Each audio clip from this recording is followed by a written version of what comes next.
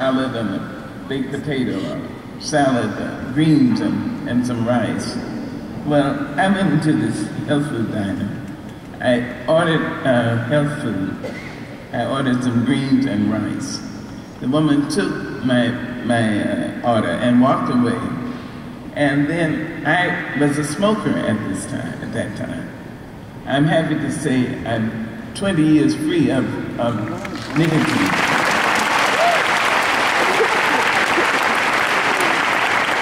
And I hope that can be said of you who still smoke, that you are free of it. I pray you can boast that you're 20 years free of it.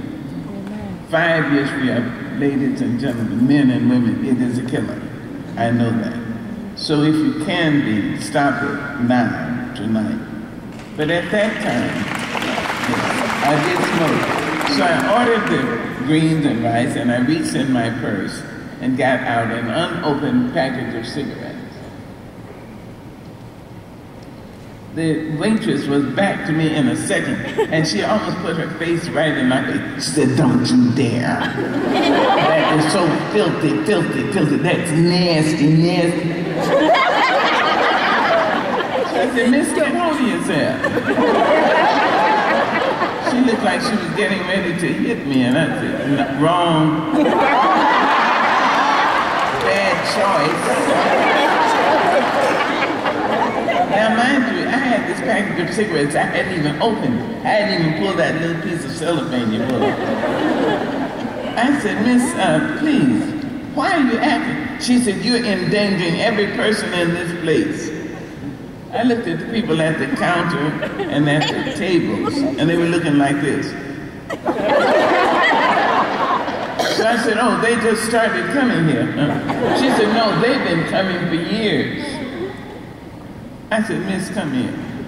I said, "Don't tell that. Bad as they look and not looking any better." So I wrote this for myself, and here it is. The health food diner. No sprouted wheat or soya shoots or Brussels in a cake, carrot straw and spinach raw. Today, I need a steak. Not thick brown rice and rice pilau and mushrooms creamed on toast, turnips mashed and parsnips hashed. I'm dreaming of a roast. Health food folks around the world are thinned by anxious zeal. They look for help in seafood kelp. I count on breaded veal. No smoking signs, raw mustard greens, zucchini by the ton. Uncooked kale and bodies frail are sure to make me run to loins of pork and chicken thighs and standing ribs so prime. Pork chops brown and fresh ground round. I crave them all the time. Irish stew, boiled corned beef, something by the stove. Uncooked kale and bodies frail are sure to make me run to loins of pork, loins of pork, loins of pork.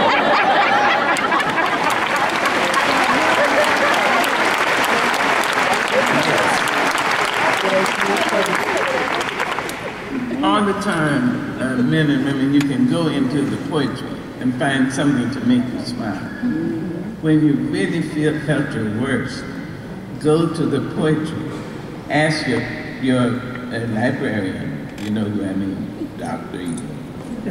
Go to her or him and say, "I need some poetry that will make me smile."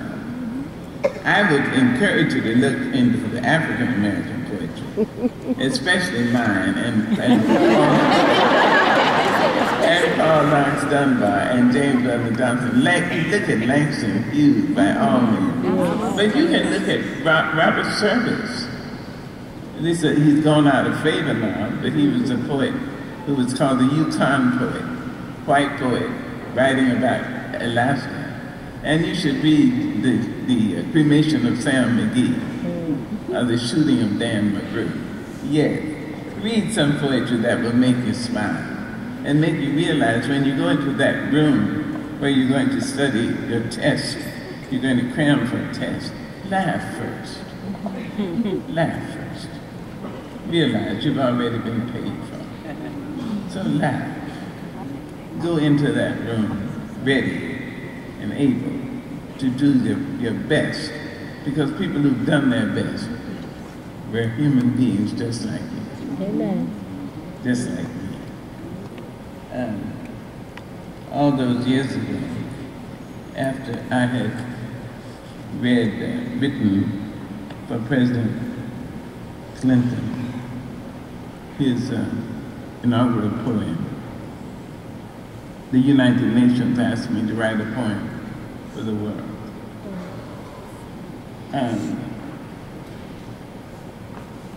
I did. I wrote a poem called A Brave and Startling Truth. I'm going to leave this poem with you, and I want to put on your Murray University what do you call it? You know. Well, I mean, but now I know a lot, but I don't have to know everything.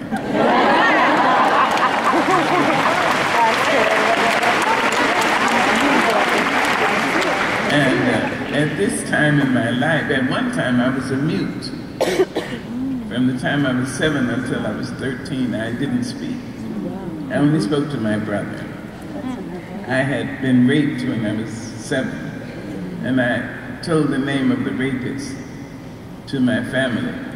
The man was put in jail for 1 day and released. And 3 days later, the police came into my mother's house and said the man had been found dead, and it seemed he'd been kicked to death.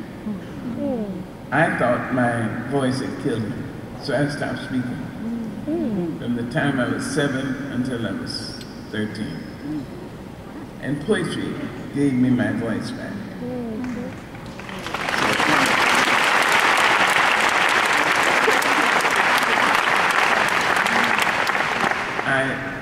I had been with my mother's people visiting up in St. Louis. I'm sure they're tired of this sullen, silent child whose very presence reminded them of the heinous crime. So they sent me back to my grandmother, my father's mother. And Mama used to braid my hair the way old black ladies still braid girls' hair. The girl sits on a pillow on the floor. Mama sits on the chair. And Mama braids her hair. And my hair was very large and very wild and very curly. I don't use the word nappy because that's a negative. I use the word very curly. That's what it was. So Mama would bend her hand like that and put it behind my neck so she wouldn't break my neck by accident. And she started braiding my hair, brushing my hair. She said, "Sister, Mama don't care what these people say about you must be a moron, you must be an idiot because you can't talk. Sister, Mama don't care. Mama know when you and the good Lord get ready, sister, you're going to be a teacher." Have mercy. I used to think, this poor ignorant woman. She know I would never speak. I thank my young man who introduced me, but, and if you really want to know what I do, you can look in the Facebook. And there are 3 million plus people. I have now over 60, I know, over 60 doctorates. And wait, I'm just going. Only because I started out with that when it looked like the sun wasn't going to shine anymore, because of that. Because I've had rainbows in my clouds. And I encourage you to look at the rainbows in your clouds and then see yourself. You're here at Murray. Know this place is a rainbow in the cloud. Know that you too, each of you, no matter what your age, each of you has the right, the privilege, and the possibility of becoming a rainbow in the cloud. I just want to mention that I have done all these things because I have rainbows in my cloud. I've been a translator in several courts in Yugoslavia and took a course in cinematography in Sweden. Well, that was okay. I took it in Swedish, but it was in the winter. That was not smart. That was wrong. The last film I directed starred Wesley Snipes and Alfred Woodard. All right. So, because I've had some white ones, were rainbows in my class, some black ones, some Spanish ones, who helped me to start to learn Spanish as my first second language. Yes, some Asian ones. I had an Asian sister friend, Kikuku Imamura, who wrote me a note yesterday because she knew that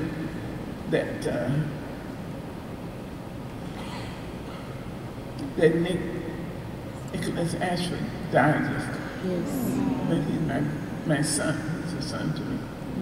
And I could have said I couldn't come to Murphy. I could have said that.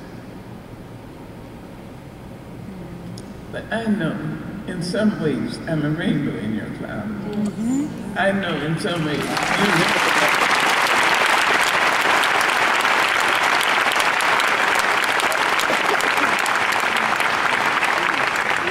I will leave from here and go to New York and be with his family. On Friday, I will leave from New York and go to Washington, D.C., where I've been asked to write a poem about Martin Luther King, and to come with the family, the King family, and the President and Mrs. Imamura, Mrs. Obama, to put the poem in a time capsule. I was asked to do that on Sunday, but I can't on Sunday because on Friday I'm going to do it at a luncheon given for Mrs. Obama.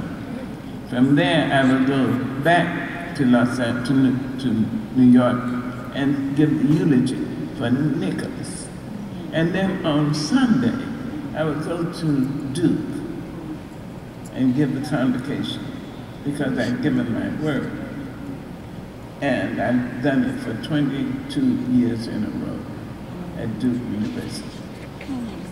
My word is my bond.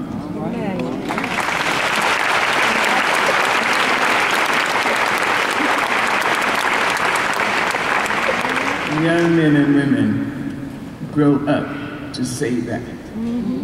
Grow up to say, I am willing and able to be a rainbow in somebody's cloud.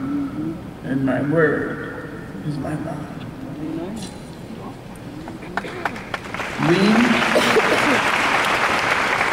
This people on a small and lonely planet, traveling through casual space, past aloof stars, across the way of indifferent suns, to a destination where all signs tell us it is possible and imperative that we learn a brave and startling truth. And when we come to it, to the day of peacemaking, when we release our fingers from fists of hostility, when the curtain falls on the minstrel show of hate and faces sooted with scorn are scrubbed clean, when battlefields and coliseum no longer rake our sons and daughters up from the bruised and bloody grass to lay them in identical plots in foreign soil, when the rapacious storming of the churches, the screaming racket in the temples have ceased, when we come to it, when we let the rifles fall from our shoulders and our children can dress their dolls in flags of truce, when landmines of death have been removed and our aged can walk into their evenings of peace, when religious ritual is not performed by the incense of burning flesh and childhood dreams are not kicked to death by nightmares of sexual abuse, when we come to it, when we confess they're not the pyramids with their stones set in mysterious perfection, nor the gardens of Babylon hanging as mysterious beauty in our collective sunsets, not the Grand Canyon kindled into delicious color, not the Danube flowing its blue soul into Europe, not the sacred peak of Mount Fuji stretching to the rising sun, neither Father Amazon or Mother Mississippi, who without favor nurture all creatures in their depth and on their shores. Those are not the only mysteries and wonders of the world. When we come to it, we, this people on this minuscule globe, who reach daily for the bomb, the blade, the dagger, yet who petition in the dark for tokens of peace.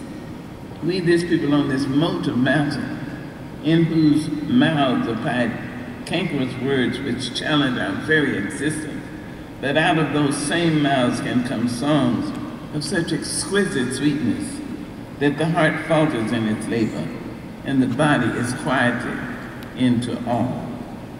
We, this people, on this small and drifting planet, whose hands can strike with such abandon that in a twinkling life is sapped from the living, yet out of those same mouths can come, they can touch, those same hands can touch with such healing, irresistible tenderness that the haughty neck is happy to bow and the proud back is glad to bend. Out of such chaos, out of such confusion, contradiction, we learn that we are neither devils nor divines. When we come to it, we, this people on this wayward floating body, created on this earth, of this earth, have the power to fashion for this earth a climate where every man and every woman can live freely without sanctimonious piety, without crippling fear. We, this people, we must confess that we, this people, we are the tremendous. We are the miraculous. We right here at Murray, we are the true wonder of this world. We, each one of us, we can say, when it looked like the sun was not shining anymore, I confess that I can be a rainbow in somebody's cloud. He may not look like me. She may not have my complexion. He may call God a different name than I call God, even if he calls God at all. But I can be a rainbow in somebody's cloud. Thank you. Amen.